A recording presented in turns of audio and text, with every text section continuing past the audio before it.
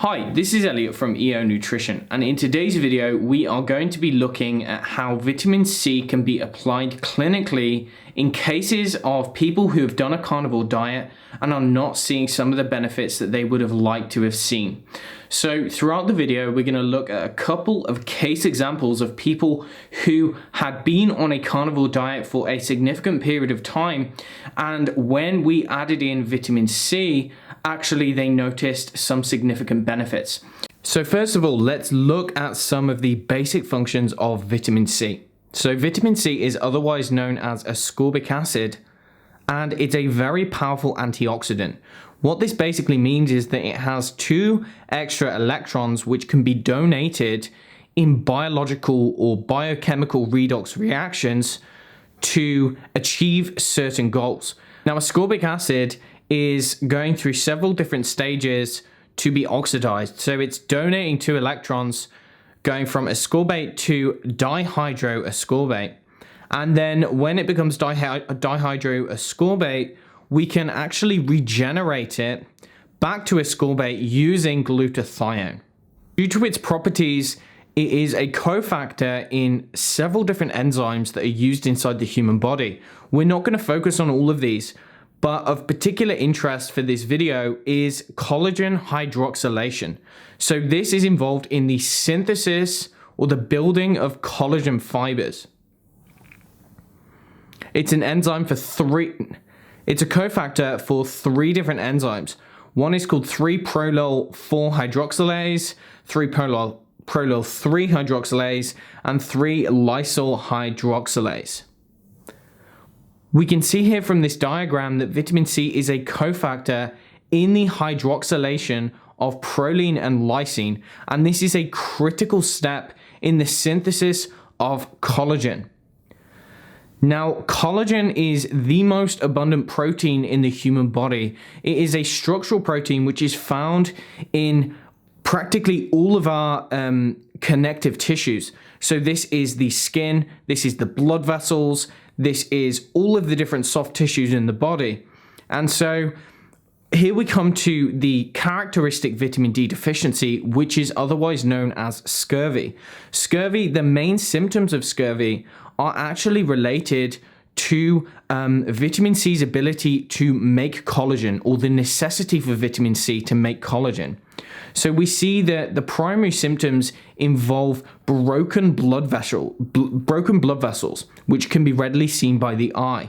There is bleeding gums and loose teeth, bleeding and easy bruising on the skin. So this would be bruising in response to stimuli which would not ordinarily cause bruising otherwise. There is scaly and dry skin. So the quality of the skin, the quality of the hair, and the quality of the nails rapidly declines. And there is also joint pain and swelling, and this is often due to edema. So actually we see that the main signs of scurvy are actually related to the collagen tissue and to the breakdown of collagen in various parts of the body. This brings us to the first 2 cases that I would like to discuss today. So we're just going to briefly look at how vitamin C was useful in these individuals on a carnivore diet. Both individuals were male. They were in their mid-20s. They had both been on a carnivore diet for longer than 6 months. In one case, I think the individual had been on the carnivore diet for around 18 months. This was a PKD or paleo-ketogenic type of the diet. So this means that there was lots of organ meats. There was a variety of animal foods in the diet, and they had both seen some benefit, but they were not achieving the expected results that they had aimed to achieve. After being on the carnivore diet for at least 6 months or so, this individual found that when he was playing sports, he would actually develop very easy bruising. And so he would randomly come out in bruises on his skin, and he would get swollen, red, and bleeding gums. Case 2 was also noticing lack of energy along with several other things, but in particular, one of the things that caught my attention was this bleeding gums whenever he would brush his teeth or whenever he would floss. So based on those symptoms, I made the decision to recommend 500 milligrams to 1,000 milligrams of vitamin C per day, and this resolved the bleeding gums and the bruising within a week. In one of the cases, an improvement of energy and sense of well-being was also reported. Now, it's important to note here that both had a chronic history or a history of chronic gut issues which did not resolve on the carnivore diet. Now, this is really important here because vitamin C is critical for gut health. I've spoken about in previous videos how using vitamin C has provided some of my clients excellent benefits in the context of chronic diarrhea or chronic gut issues which either got worse or did not get better on a carnivore diet. Now, this is something that is not generally well known, but essentially there is a strong relationship between vitamin C status and how the gut is actually working. Here is a very good paper which I really recommend that people read. It's called The Relationship Between Vitamin C Status, the Gut-Liver Axis, and Metabolic Syndrome. So in this paper, they go through several different ways that vitamin C contributes to a healthy gut and robust digestion. It turns out that gut dysfunction can impair the absorption of vitamin C. Endotoxemia, in other words, lipopolysaccharide produced by certain gram-negative bacteria in the gut, can also deplete vitamin C, and this is particularly true when the endotoxin or the lipopolysaccharide is being absorbed into systemic circulation. Vitamin C is absolutely essential for the mucosal immune cells and maintaining barrier function, so in other words, protecting against intestinal permeability and leaky gut. Vitamin C also contributes to the signals which are sent between the gut and the liver. And in one of my previous videos on diarrhea in the carnivore diet, I postulate that a dysregulation in the gut-liver axis, or the communication between the gut and the liver, may be one of the reasons why people experience chronic diarrhea on the carnivore diet. As I said, vitamin C is one of my go-tos when someone comes to me on a carnivore diet and experiences kind of chronic gut issues which did not get better or which actually got worse when they started on this diet. Aside from its role in maintaining gut barrier integrity and digestive function, it is really important for degrading a certain immune mediator called histamine. So histamine is a chemical which is produced by the body. It can be produced from the amino acid histidine. It can be produced by gut bacteria and absorbed systemically, or it can be produced in our cells and it is released by certain immune cells called mast cells. So it's way beyond the scope of this video to go through all of the roles of histamine, but essentially if someone develops histamine type symptoms on a carnivore diet, it can be related to vitamin C. You see, histamine type symptoms, when the body has excess histamine, we can end up with puffy eyes, we can end up with fluid retention, itchiness, diarrhea. So going through all of the roles of histamine and some of the effects that that can have on the body is way beyond the scope of this video, but all you need to do is Google histamine intolerance and you can look at some of the symptoms that that causes. Well, one of the enzymes which is used to break down or metabolize histamine is called diamine oxidase. So this enzyme is activated when we have excess histamine, and this helps us to get rid of what we do not need or what we are producing in excess. Vitamin C increases the activity of diamine oxidase. It's been shown that ascorbate in vitro anyway, so in petri dish, ascorbate or vitamin C can also directly degrade histamine itself. Vitamin C supplementation has been shown to effectively reduce histamine levels in the blood. There's a good paper here from the late 90s talking about, or it's titled, Vitamin C depletion is associated with alterations in blood histamine and plasma-free carnitine in adults. What they showed essentially was that blood histamine levels were inversely associated with plasma vitamin C. What they found was that when they supplemented individuals, as vitamin C was increasing, this was very effective at reducing histamine levels in the blood. Now, interestingly, the individuals who had excess histamine in the blood would not be classically described as having scurvy. In fact, they had more of a subclinical deficiency. And it's interesting because the authors of this paper said that utilizing scurvy as an endpoint to determine adequate vitamin C status may not provide for optimal levels of vitamin C to provide potential beneficial antihistamine effects. In other words, these people were not deficient enough to develop scurvy, but the deficiency or the insufficiency was enough to cause them to have elevated blood levels of histamine. Now, if you or anyone you know has a condition referred to as histamine intolerance, then you will know that it is quite a horrible thing to develop. In fact, this brings me on to case 3 that I'd like to talk about today. This was a male in his early 50s, and when we started working together, he was on a raw carnivore diet for approximately 1 to 2 years. So he had been unable to tolerate cooked meats. What he found was that whenever he ate cooked meat, he would develop like a weird dermatitis on both of his feet. He would develop itching, burning, and like an uncomfortable swollen sensation in his feet where some of his toes would become swollen. And this would also happen when he was eating too often as well. So he was bound to eating 1 time per day, only raw meat. So he couldn't even eat cooked meat. And when he ate any more frequently than once per day, he developed this horrible sensation in his legs, in his feet, and it was causing him lots of pain. He was also experiencing hives, pain in the knees, puffy eyes, but here's the really interesting symptom, is that he also had bleeding gums.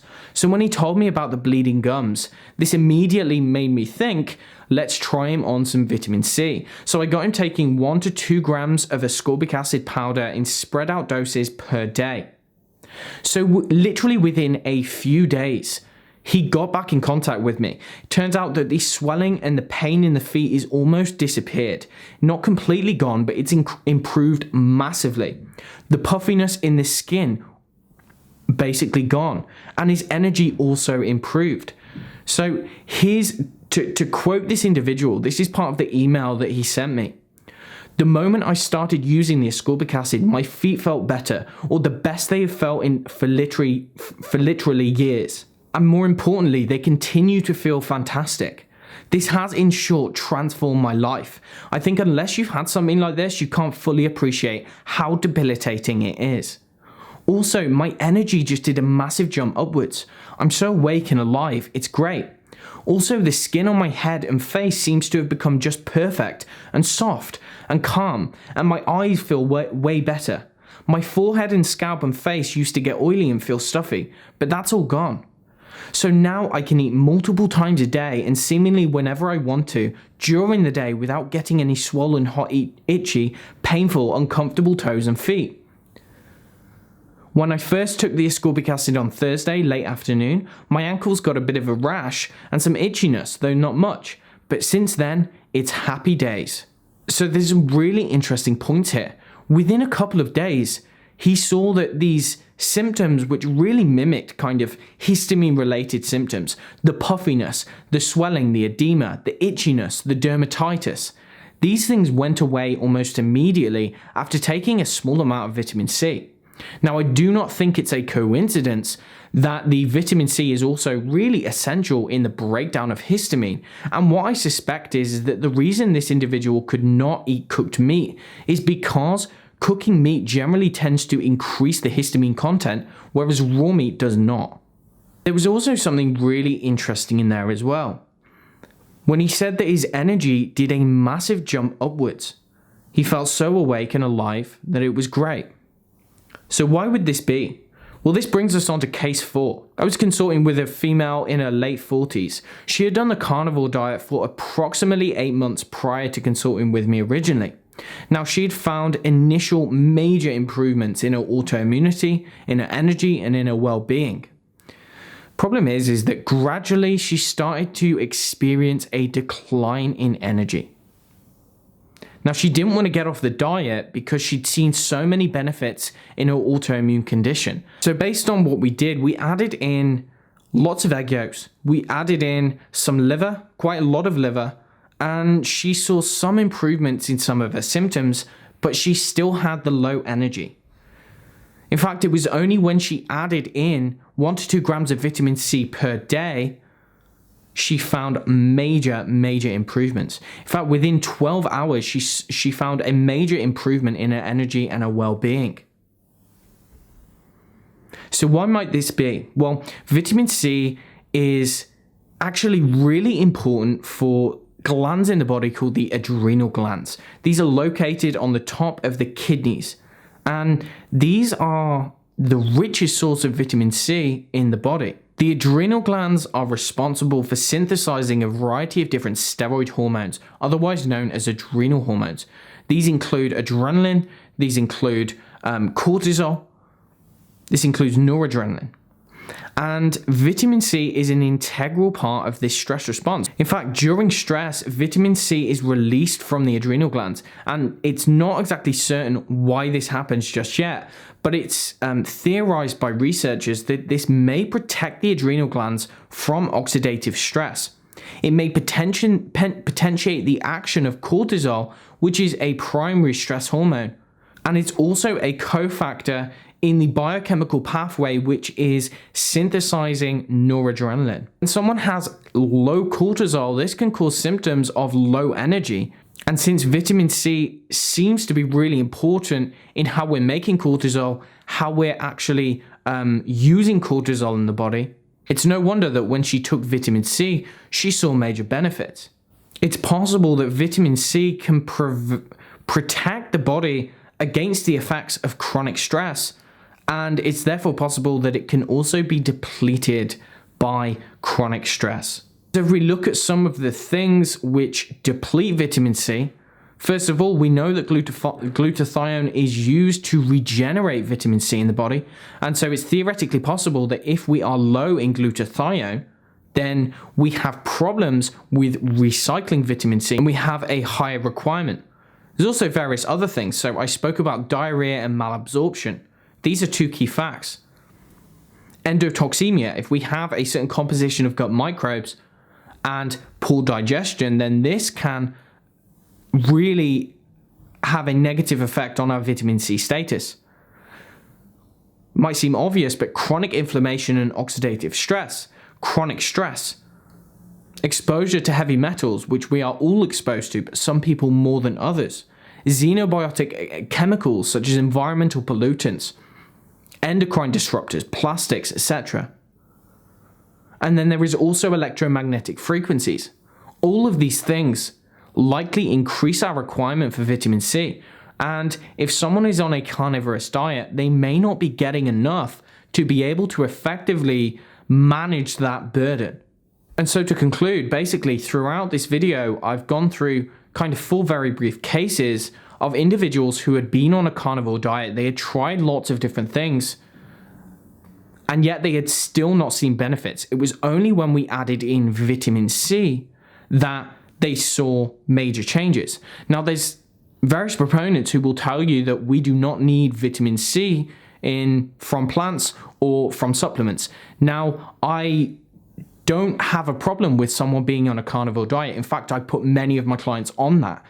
What I do have a problem with is being very dogmatic about this. I try to take a practical approach, a pragmatic approach, and if I think that someone is low, then I will recommend a supplement. The takeaway point is that modern day stressors, toxins, and environmental pollutants may increase the requirement for vitamin C. We may not be able to get this solely from the diet. This is not a radical concept. Requirements are likely different for each person based on their individual stressors, on their toxicity level, on their dietary absorption, on their digestion. There's several different things which are potentially going to affect how much we are needing. A subclinical deficit may not produce scurvy, but it may produce many of the symptoms which mimic scurvy. It may produce some of the symptoms. You don't necessarily need to have scurvy to develop a vitamin C deficiency. You may be part the way there. You can have an insufficiency whilst not fully meeting the criteria for scurvy. An animal-based diet may be sufficient for many people, and I don't discount that. Like, I'm not saying that everyone needs to take vitamin C. What I am saying is that I am certain that some people need more than others, and that some people cannot get it from the diet, at least if they're eating a carnivorous diet. I stand by this approach because I work with people every day in my clinical practice, and I see it playing out in real life. We must take a non-dogmatic approach to solving health problems and adapt to environmental stresses. Understand we are living in the modern world and we need to adapt in various ways. So if you like this video or you found it helpful, please like and subscribe to my page. You can find me on Facebook as EO Nutrition. You can find my website at www.eonutrition.co.uk. I will be making more videos like this in the future. If you have any requests, send me an email or pop it down in the comments, and I will try to get round to it when I'm able to. So until next time, thank you and goodbye.